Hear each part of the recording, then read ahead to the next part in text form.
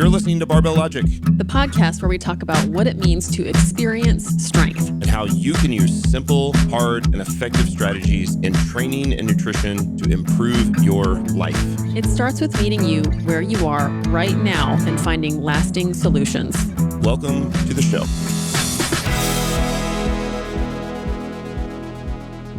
Hi, everybody. Welcome back to Barbell Logic. I am here again with CJ, who is the when the brown stuff hits the spinny stuff guy. Ahoy! One quote from the last pod. Love it. And which sets us up for our topic today, which is, to some extent, we're going to talk today about something that people who have been, they're like past their newer coaching phase. Sometimes this hits other people sooner than others, but we're going to talk about coaching burnout. It does happen. We choose this job because it's really one of those jobs that you choose because of passion. I mean, I don't know anybody who is like, I'm going to go into coaching because I am going to be a billionaire. Like, this is one that tends to be passion driven. They lied to me, Nikki. They lied to me. Maybe if you get on like the Rocks training team really soon. But yeah, we get to talk about this. And of course, it's something that comes up in other career paths, but I think it can be a surprise when it hits people as a coach because you're like, wait a second. I love a lot of what I do. I got into this because I love it. And now I'm feeling like this. And what can I do about it? Yeah. So what kind of comes up for you when we talk about coaching burnout? What do you want people to know about right out of the gate? Well, for me, so like I've had an episode because it tends to last for in sort of an episodic thing for me and for a lot of people. And part of it when I was going through it was, what is the difference? Like, this doesn't feel like being tired. I've been tired. I've been worked. There's something different. And looking into other people's experiences, looking into some of the research, because coaches aren't the only people who experience burnout. The first thing that came up was this idea of emotional exhaustion. So it's the research kind of started in the term really invented in the 70s, kind of started ramping up. And at first it was, okay, in workers, they identified these malaise, fatigue, but then also frustration, cynicism, and this feeling of like, I'm not getting anything done that they described in the research as inefficacy. And then as the years went on, people started describing their work, and it was like this barrage of like, because it kind of described my feeling at the time: emotional depletion, loss of motivation, starting to have negative feelings about clients, and you're like, for no good reason, nothing's changed. So that for me is a lot more burnout compared to just tired. Yeah. And like when you're just tired, and I think that can happen to coaches a lot too, because when they first get started and they get busy, you're working 7 days a week. And you have your in-person time, and then you have the management of your in-person time. So like your scheduling and your billing, you're driving to the gym, cleaning the gym. See this so often in gym owners, like they stop training themselves because there's just no time. Their diet gets to be challenged. And so they're tired and they're not able to take care of themselves. And then you start to be like, well, that, it's not fulfilling anymore. It's not what you got into it. And it's that weird thing because a lot of coaches are fit people, or they come from previous backgrounds. I remember there have been periods of time in the Navy when I was working 15, 16, 17 hours a day, on deployment. Or pretty much you're either awake or you're at work. And a lot of that work is you're in combat, you're on the bridge, things are upscale in intensity. And yet by the time the watch is done, you're just buzzing, like, things are good. And it feels really weird. You're like, I shouldn't feel like this. I shouldn't feel excited about my job. I've just been on watch for 12 hours, but you do. And then you think that's going to happen in the coaching space. And then 2 years in, all of a sudden you're like, I've been on the floor for 3 hours now. And I'm already just, I'm already drained. Yeah. You just cannot wait until your lunch break all the time. Mm. Yeah. So what kind of research is there about burnout that you've found out? So that's an interesting thing. It's kind of like with imposter syndrome we talked about a few weeks ago, in that it first started in this body researching social workers and what we would consider service professionals. As they, we announced as the United States, the war on poverty, this concept, and there was a big spike in social work and people trying to go out there into the world to do good. And they started reporting back like, this sucks. Like I'm feeling this a lot. And we start researching it more and more and more because it was different somehow. It wasn't, a PTSD type experience, but it wasn't just tiredness. And from there, a lot of that work the next kind of group was nurses and healthcare workers. Oh man. Particularly nurses at first. Significant burnout. Right? Yeah. Like nowadays we think of nurses first almost, not just because of the pandemic, obviously, but people have been talking about medical burnout for over a decade. And that research, again, just like imposter syndrome, as our eyes opened that this is a thing and people started talking about it, then it started expanding into other service professionals. We realized managers were burning out. We realized that, entrepreneurs and professionals, that retail service, a lot of people who do like deep and intensive customer service were burning out pretty frequently. And so a lot of that research was figuring out, what is burnout? Like, what is the construct? How do we define it? And then what are effective treatments for it? Sounds like a lot of those professions have to do with taking care of other humans. Yeah. There's like, obviously there's so many theories as to what causes burnout exactly, compared to, again, just tiredness. And I'm certainly not going to be the one that this is the right answer, but there is such a common thread that there are a few interesting threads, I think, that might help explain at least burnout for an individual person. That first being that emotional labor. So people working with other people, trying to manage their own emotions to create a better emotional outcome for the other person, to set the stage. There's a performance aspect to it. We recognize that emotional labor in airline hostess, the airline hostess staff, and now just the entire airline industry really was where some of that work originally got started. But restaurants and waiters and that emotional labor is emotionally exhausting. Absolutely. Like a nurse or even, airline stewardesses. Shoot. Yeah, it's get it out. Airline. Well, that's the research it started in, and even as so obviously there were some questions: is this a woman thing? Is it a man thing? And of course, as the profession branched out, and women and men are all serving in those jobs. Yeah. And nope, it's in us both. So this is a universal trend, and they are responsible for something that's really important to the person who they're caring for. They're responsible for their health outcome. They're responsible for their safety in an airplane. For social work, like they're responsible for so much. And so this person who you're helping brings this huge weight to you that you really have decided to take on to some extent. And so you have that pressure of, and usually these people I think are really highly empathetic. So their strength becomes like something that they really have to take care of. Yeah. In the therapy, in the world of therapy, in the world of professional therapists, the emotional exhaustion that comes from dealing with client resistance is well known. There's a great book, I think it's How to Effectively Manage Highly Resistant Clients, or effectively, dealing with highly resistant clients. But if you Google effective highly resistant, you'll find it. One of the first things he talks about is the worse we manage resistance, the more we act as helpers and tryhards. Like, I'm going to drag you to your goals. I'm going to make you better. I'm going to fix you. That burnout experience, at least subjectively, comes quicker, because not only are we dealing with their feelings, but then we start getting tied up in it. Why can't I help them? Why am I not good enough? And then that starts to lead to that emotional exhaustion. Yikes. So what does that tend to look like in strength coaching and especially nutrition coaching? You say yikes. Yeah. No kidding.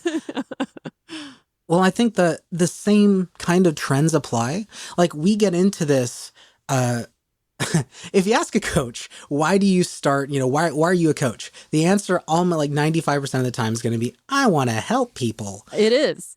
It totally is. Yeah, we have that question in our interview process, and that's what they say. It's great. I want to help people, Yes. right? Well, there's a million ways you can help people. So like, let's get to why this, but it is true. It's kind of like the answer, it depends. It's always true. It's never enough.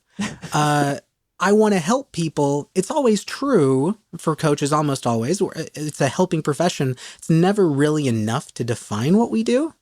But because we want to help people, we can get into in the literature, they called it frustrated idealism of the social workers in the 1970s going out and thinking we're going to change the world and realizing there are all these systemic, issues. Well, we coaches go out there and like, we're going to change the world. I'm going to help people see the transformation that I did through strength, through fitness, whatever it is. And then, there's Wendy's and there's Netflix and there's the client.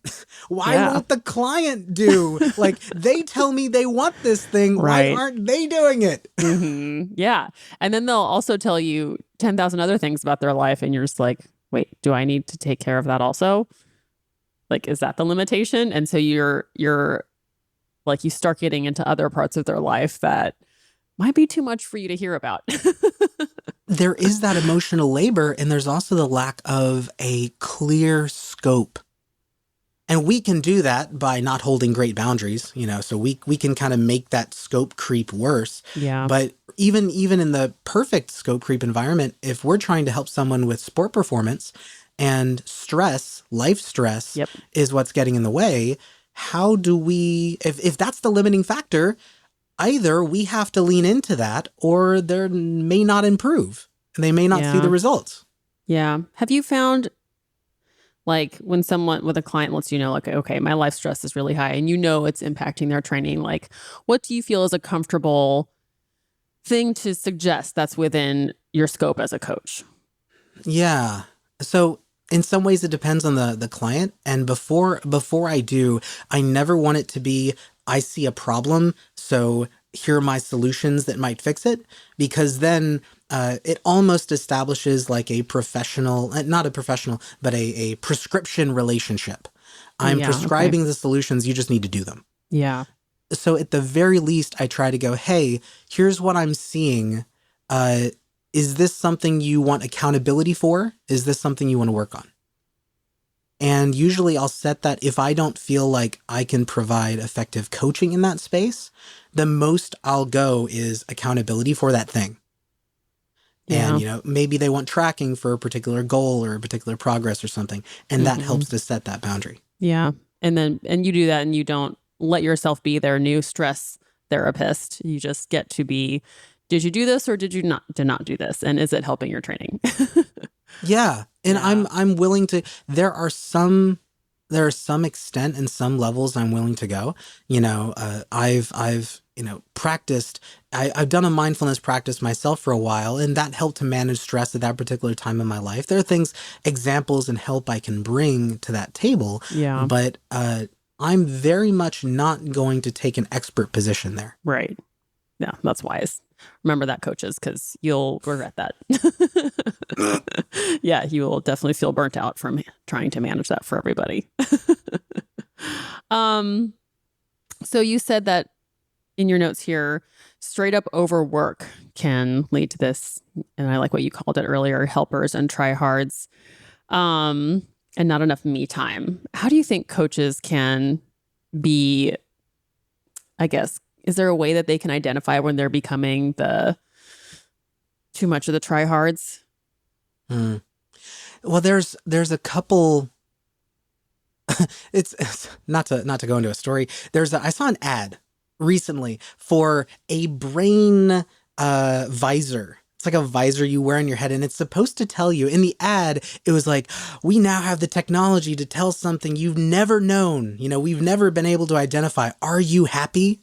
And I'm like, I know that. Like, I don't need a brain band to tell me this thing, but I need to pay attention. Mm-hmm. I do need to take a moment and ask and reflect. When I come out of this meeting with this client, do I feel good or do I feel terrible? Exactly. Yes. I love that. Mm-hmm.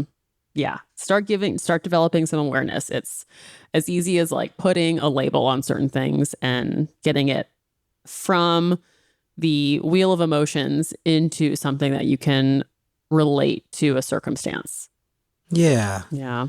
And there's physical tiredness too. I think we know when we're tired. I think we intentionally ignore it. We gotten so used to, well, that's just the standard, the classes are here, and here, like from school, and these are the grades that are needed, and here's the homework assignment, and if I'm tired, oh well, I'm just going to jack up on caffeine, and we're going to make this thing happen, with all-nighters and whatever the pattern is. I think we know, we're just in the habit of not knowing. We're in the habit of ignoring it. Yeah. And you, at some point, decided that it was important enough to act that way. Like you loaded up your schedule, you designed the classes at that point because it was really important to establish something for your business or something for your client relationship. But you're going to learn the more that you do. And it might all of a sudden be the learning that you can't live like this. And that's when you kind of need to give yourself some permission to restructure what you've designed. I think that's a really good point. We can get leveraged and then need to like deleverage. We need to unpack what we've overpacked. And there's this, big thing like, to design it right to begin with. I don't know anyone who's been doing this for even 5 years who didn't do that at some point. That's such a good point. Yeah. Maybe there's somebody, but I think instead of expecting ourselves like you have to design this perfect from the ground up, be attentive. Have I overstepped? Have I overreached? Yeah, because that would it means that less of you shows up to your clients, which that you'll notice that eventually because they're not going to be coming back. And I think I love that you point that out because when I was going through just kind of a burnout episode, what I noticed was the feeling of punching the clock. And I had a routine. Like at the time I was coaching CrossFit, so there's an hour class. I know how to keep the warm up exactly 12 minutes, how to make the strength session exactly 24 minutes. I knew how to run the class and like I could feel the performance face doing the work while I was checked out. Yeah. And like that was, I probably could have caught it earlier, but that was my warning sign. Tell me more about your personal burnout story. So for me, it was a lot, we talk about straight up overwork. Yeah. I was coaching CrossFit at a gym. I was taking up managerial responsibilities for their local CrossFit gyms while the owners were experimenting with like oversight over gyms in other states. So I was managing 4 different locations. I was coaching about 25 hours of CrossFit classes plus transitions and driving and talking to clients afterwards. And I was doing online coaching with Block and teaching with the Coaching Academy back then. So like when I actually ran the numbers, I was spending, if you counted driving time, anywhere between 60 to 80 hours a week on a given week. Oh man. And a lot of it is that emotional labor. And I just started feeling, like you said, training started going out the window. It wasn't even bothering to track or pay any attention to nutrition. Half my meals were eating out. And it's like, I felt that this was so important, but I couldn't tell you why. It was so important. You didn't have the why anymore. Wow. Yeah. It was like, it's so important that I keep all these balls up in the air and that I'm doing all these things. But when there was no creativity, there was no expression, it was just execution, just each day. Oh, I love that. That's really important to be aware of that. Yeah, lack of creativity, lack of engagement, and just kind of moving from one motion to the next, go to bed, wake up, repeat. And knowing what the answer is to the question of, are you happy? But maybe being a little afraid of answering it, honestly. Ooh. Yeah, that's a tough one. Yeah. Like that's to acknowledge that this thing that was supposed to make me happy, coaching, and this thing that I was still putting on a pretty good face. I was still excited, during the classes. I was still upbeat, because that's kind of the vibe and all that kind of stuff. And then you tell yourself that story in front of other people, and then you're going to sit down afterwards and go, Like there's some piece that feels inauthentic. It Ooh, feels yeah. like you're lying if you tell yourself like, maybe not, bro. So what did you do? What did you change? So the biggest thing for me was Christina, my wife, got pregnant, and I was looking at and I did a time audit. I looked at all the time that I was spending, how much, what was actually paying, dollar per dollar. And I wanted to spend more time with Dylan when he was born. I wanted to be available to be there to help out. And I had a remote work option with Block. So my first thought was, what can go? What can I get rid of? And as I started, at first it was, I can't take that away. Like, no, I can't take that away. That's too important. That's too important. And as we got closer and closer to Dylan being born, it's like, no, that has to go. And as I started taking out, realizing, oh, not only did I lose that 20 hours of classes, like I feel better. And I feel better during the classes I am coaching. Not only did I lost the manager position. Oh my God. Half the reason I thought it was so important was because it was a manager. Like there was some status to it. There was some feeling of like, they need me. And only by getting rid of it did I kind of get that perspective to go like, oh, that was a bold reason to hold on to it. Interesting. And did you find that you got back into training? What things opened up for you? Yeah. So there's so many, there's confounders, obviously, but not just giving me back the time. There were times when I had time during this window, but I couldn't work up the energy to train. Sure. Just the emotional, give a craps. And I could now. Like I started, 2 days a week and 3 days a week. And I say confounders because then the pandemic hit literally 3 months after he was born. So then all in-person work, was closed out, and that really rearranged time. But yeah, part of it. I tell people sometimes you can fix it on the physical side. Like first, try to get better sleep, try to deal with and sometimes it'll help. But in this case, I had to stop the game of more. And then the physical kind of came back on its own. Yeah. I think what you did in the beginning was really important is you started to quantify your time. Like, I think coaches will say, okay, well, I get paid $100 an hour. But what about when you factor in getting to the gym and all the client management outside of it, driving to the gym, the downtime between clients? Like, what are you really making dollars per hour? And everything starts to feel like, is that worth it? I think that's so critical. Also, I think there's a feeling to that of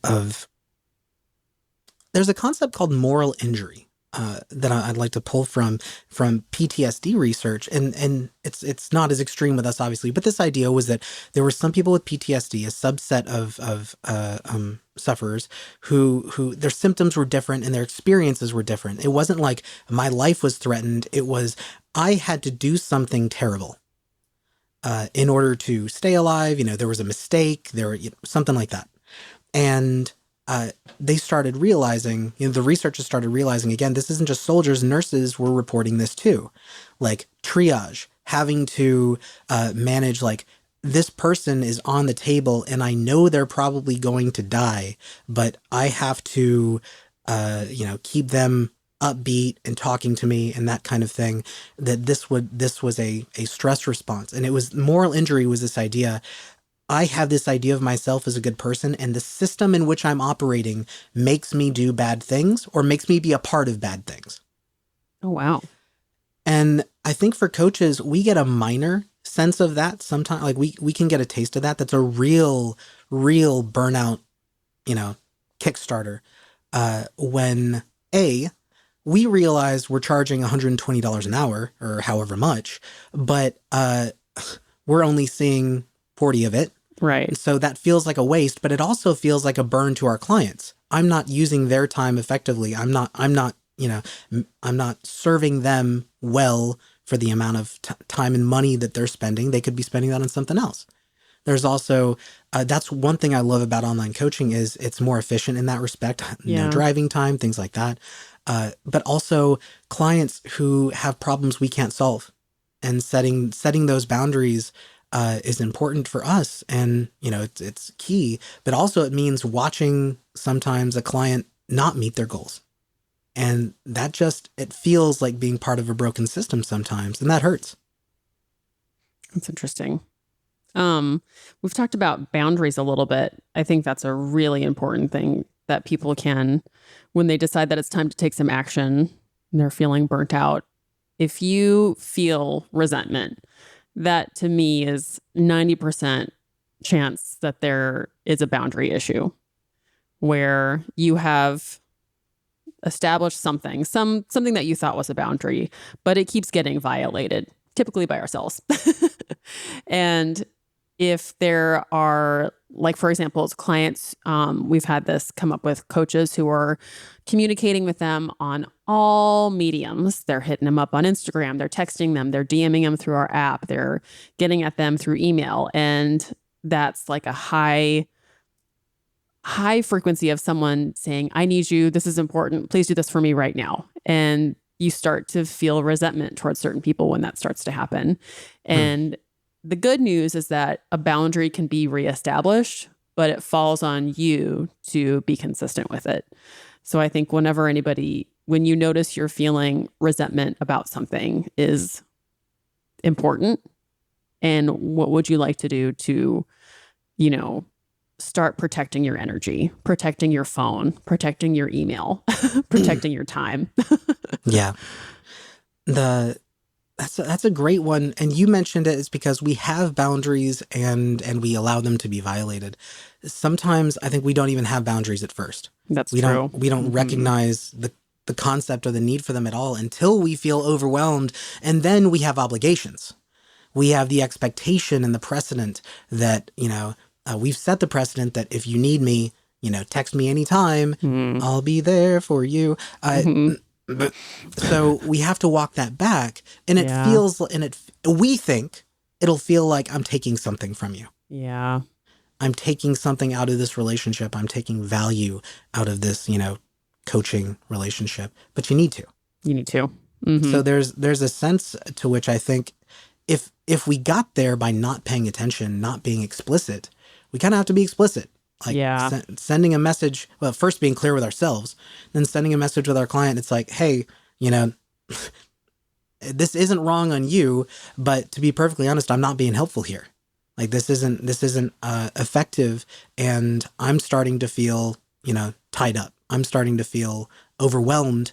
So here's how I would like to communicate in the future. Yeah, and we've had that come up with dialogue with our coaches too, is like, how can you have that conversation to move all the communication to one place where you can really give them a better answer? Because there are times when you show up for your day and you're like, you open up the Block app and you're like, okay, I am being a coach now. So I want to connect with everybody in the best way possible here right now. And if that's scattered on like a Sunday afternoon and on a different medium, you can't fully show up with all the information and the dialogue that you need. So you're totally right. It allows you to like give them better answers. Yeah. Instead of just like, oh, I'm doing my grocery shopping, just do this. Shoot it back a text. It's so funny. We're almost afraid to acknowledge that. Yeah. We're almost afraid to like, hey, I remember I was talking to another coach and they were like, this person, they email me all the time. They message me all the time. I don't know, how to handle this, blah, blah, blah. It's like, I'm not a great coach on DMs. Like, I need to be sitting down and have your programming in front of me and all that kind of stuff. Like I'm the best coach when I have access to the information. And I'm like, here's your email. Yes. Type that out. Yeah. Like your people will be okay with that. And this coach, I thought they were really spot on. They go, isn't that kind of saying the quiet part out loud? Like, isn't that saying what I've done in the past hasn't been good? And my answer was, what it's really saying is what's going to come is better. Yeah. And you're going to show up. Yeah. Mm-hmm. Ooh, I hadn't thought about that. Yeah, that is an interesting thing where whenever you decide to kind of take a new stance, you are risking saying that what you've been doing before is not good enough. Don't do that to yourselves, folks. I mean, I totally know what you mean. Yeah. Well, it's no different. It's no different for our clients. For them to make a change, for them to step up and change their nutrition, to change their strength training program, there is a quiet voice that says whatever you were doing before and all the good reasons you had for doing those things aren't right. They're wrong. And they weren't enough. Yeah. And also that completely diminishes the hopeful fact that you've been growing this whole time. I should hope that what you're doing now is better than what you were doing a year ago. Yes. You know? Like, please. And that I think goes to show that it's okay to, this is another tough one for coaches who I think feel a little burnout, is that they work with clients who they resent, who are paying them $35 an hour because they were their first clients. And you have to have that awkward conversation of, okay, my rates are this now because I am worth this now. And all of a sudden that hour of your life feels a bit different. I don't think that resentment, when we talk to new coaches, we have the article series, How Not to Totally Suck as a Coach. And we talk about the resentment cost. And, if you're try not to coach people for free, like willy-nilly, even if it's not in dollars, get something out of it. Yeah. Get reviews, get, feedback, get something so that you feel you're getting value out of the exchange in a meaningful way. Well, I like that. And because for that exact reason, I do see some people burn out before they even hit pro, before they're actually getting paid for their work. And I'm like, all right, this is like overtraining on your first month under the barbell. Like, hold on. Yeah. Like, let's back this one off. Mm-hmm. Yeah, for sure. And I think one of the paths out of burnout is to remember what's important to you and know that it's okay that if it's something different than what was important to you 6 months ago. I think we touched on this a little bit before, but like, it's a really fun exercise to think about what you want without the constraints of where you are now. Like, Ooh. Don't let the where you are now limit you from thinking about where you want to be, because there are things that you're going to want to take with you and there are things that you don't want to take with you. So when you get to design that, you can actually start to see the things that you're doing now that you really love, that you feel engaged. Like you finish that task or you connect with that person, you're like, man, that was awesome. I want more of that. And then you get permission to keep doing more of the things that you actually really like doing, which sounds awesome. Yeah. And I'd like to jump off from there. So David Graeber, he wrote a book, and after tons of interviews and things, he wrote a book called Bullshit Jobs.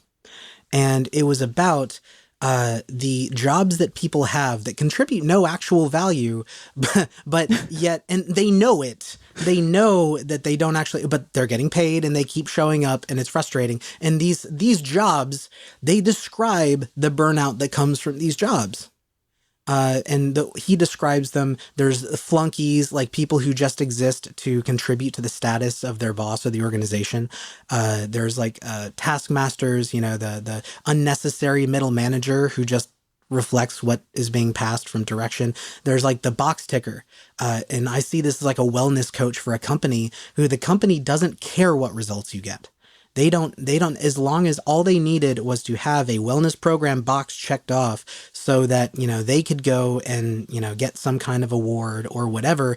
And so you're there just filling in the box.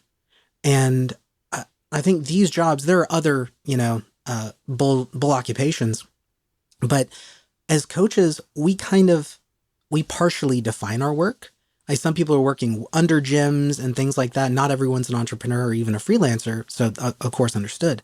But oftentimes we do have that kind of control and we give ourselves a bullshit job anyway. Ah, man. So true.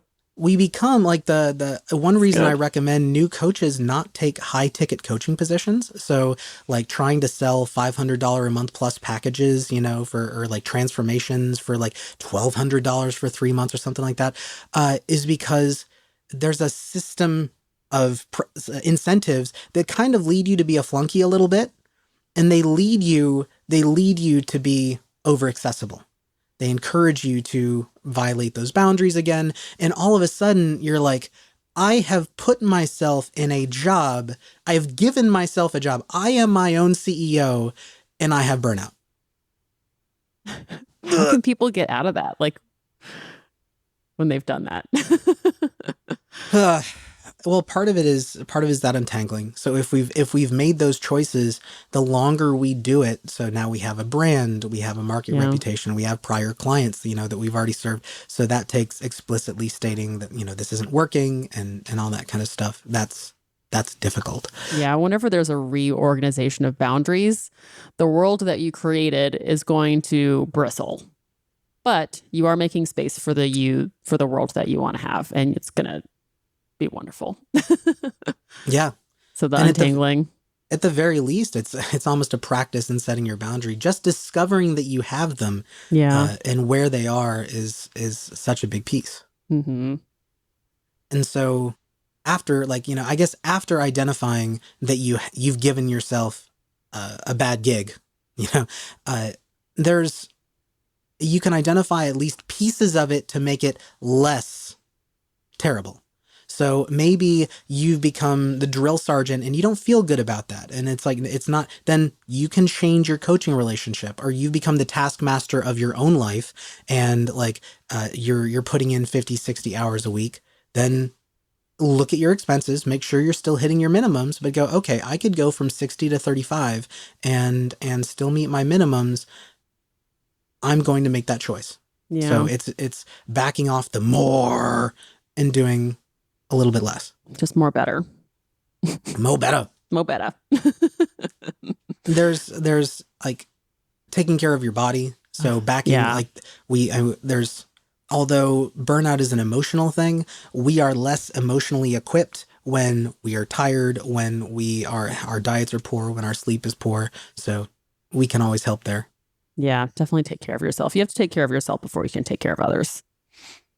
That's why in airplanes, you have to put on your own mask before putting on someone else's mask. It's true. And part of that as well is giving the people around you the opportunity to take care of you. Ooh, man.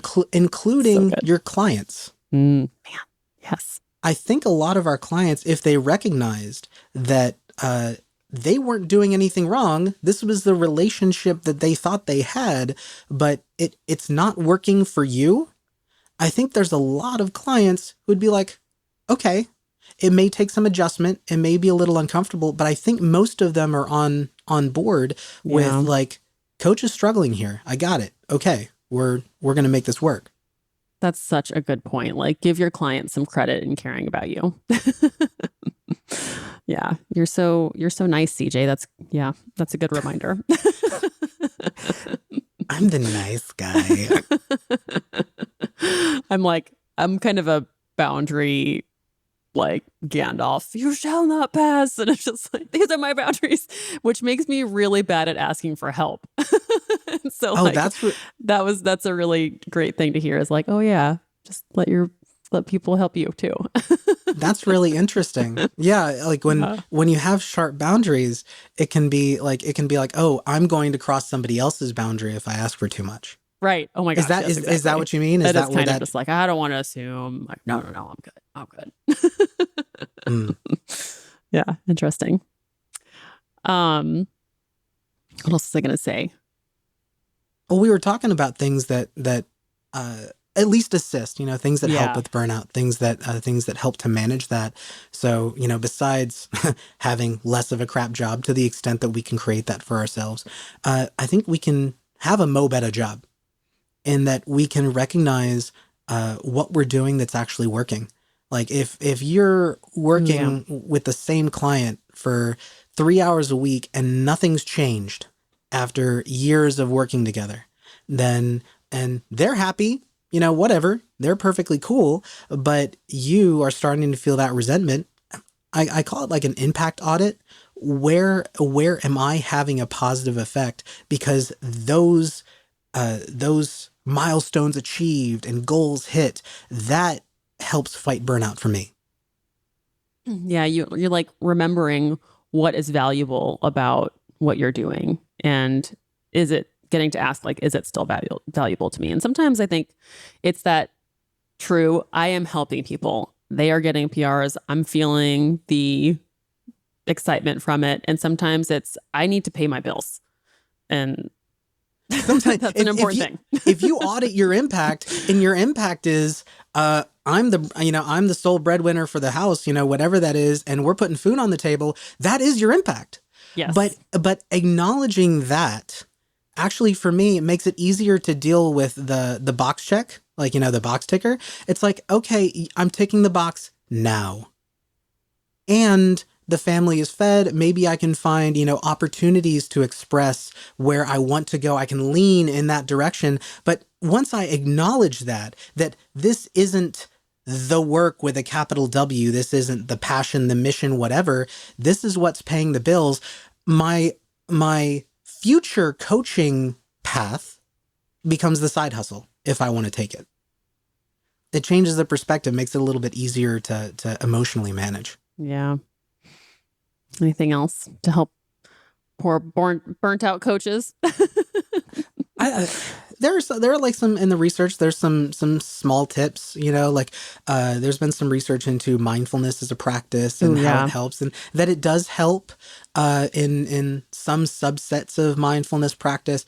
But I think a lot of the time, people are like, oh, take ashwagandha, take maca powder, take this, take that, this is how you manage your stress, do yoga, have a 15 minutes of mindfulness meditation, sleep 8 hours with an incense going. And next thing you know, it's like, it's burning you out to fight burnout.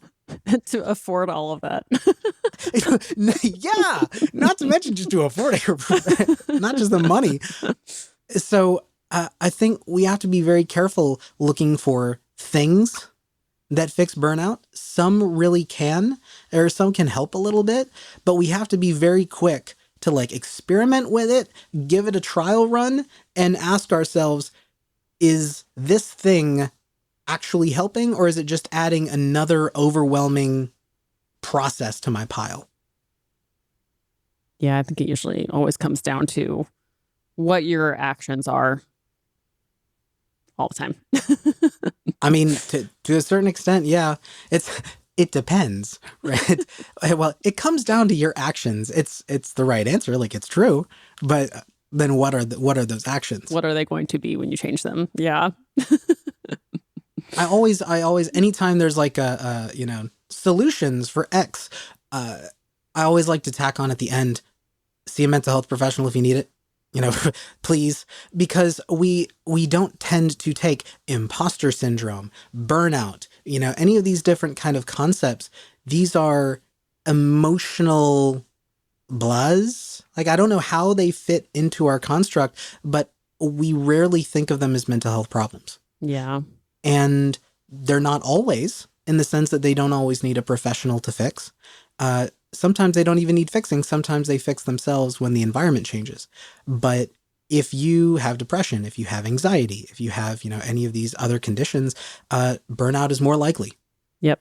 Imposter syndrome is more likely, all these other things. So that should always be in the deck of cards as an option to pull. And they might be able to help you better see what you can change. Oh, yeah. Be good really point. useful. Yeah. And to that extent, they're like mental health coaches. Oh, yeah. It's a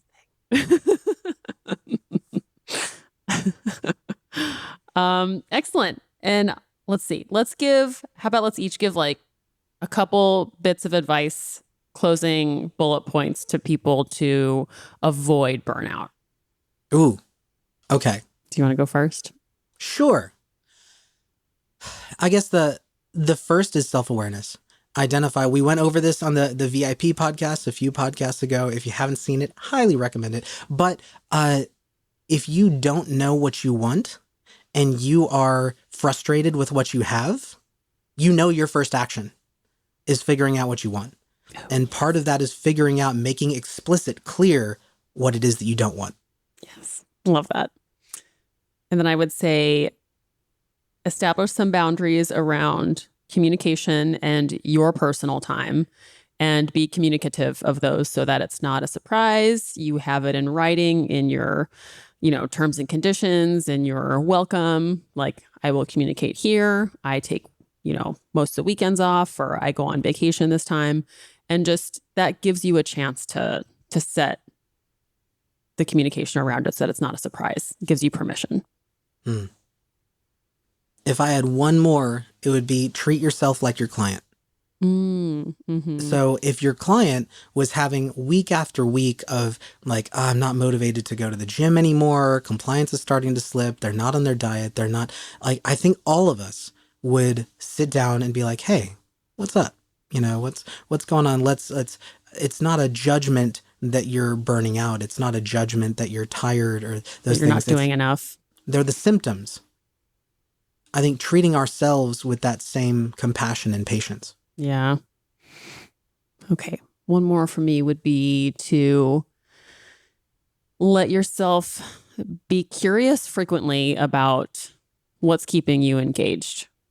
So like, what do I love about this? And it kind of goes back to the awareness piece, but like, what do I love about this problem? What do I love about this client? What do I love about this paycheck? Like, give yourself those little bursts of, oh yeah, this is the piece of this I love. And that will kind of allow you to keep doing more of those things as you keep getting yourself to point B. Yeah, I like that. Yeah. Excellent.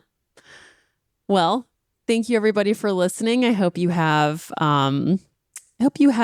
learned that you can kind of do whatever you want. It depends. Just kidding. But in all seriousness, yeah, we are in the process of building a life and building, they say life by design, but it's also work by design. We are building our coaching relationships by design. And so Yeah. burnout is more than just, than a good sleep app and all that kind of stuff. It's part of it is untangling what's not working. I love that. Wonderful. Well, thanks, CJ. Again, thank you everybody for listening. If you got something out of this, hop on to wherever you're listening to your podcast and give us a review. And if you think someone else would get some value out of it, we would love a share. And we will see you next time. See you around. Awesome.